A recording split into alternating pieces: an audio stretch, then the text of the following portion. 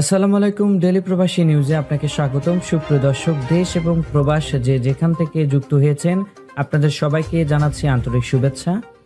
সুপ্রিয় দর্শক, আজকের খবরে আলোচনা থাকছে সৌদিতে দুর্নীতি বিরোধী বড় অভিযান, এক ঝটকায় গ্রেপ্তার ১১৩ সরকারি কর্মকর্তা। জানিয়ে দেব এই খবরটি সম্পর্কে বিস্তারিত সংবাদ। পুরো ভিডিওটি দেখে বিস্তারিত জেনে নেবার অনুরোধ থাকলো।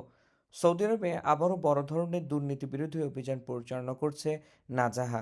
দেশের তদারকি ও দুর্নীতি প্রতিরোধের কর্তৃপক্ষ সৌদি গ্যাজেটে প্রকাশিত খবরে জানানো হয়েছে, রাজ্যের বিভিন্ন অঞ্চল থেকে মোট ১১৩ জন সরকারি কর্মচারীকে গ্রেপ্তার করা হয়েছে। তাদের বিরুদ্ধে ঘুষ গ্রহণ, ক্ষমতায় অপব্যবহার সহ একাধিক অভিযোগ রয়েছে। তবে আটক ব্যক্তিদের মধ্যে কয়েকজন জামিনে মুক্তি পেয়েছে।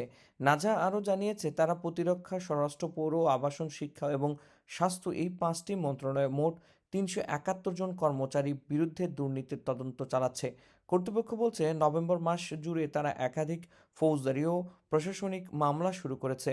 সৌদিতে স্বচ্ছতা ও জবাবদিহিতা বাড়াতে এই অভিযোগকে বড় পদক্ষেপ হিসেবে দেখা হচ্ছে। এতক্ষণ আমাদের সঙ্গে থাকার জন্য অসংখ্য ধন্যবাদ। পরবর্তী সংবাদ দেখার আমন্ত্রণ জানিয়ে শেষ করছি এখনকার সংবাদ।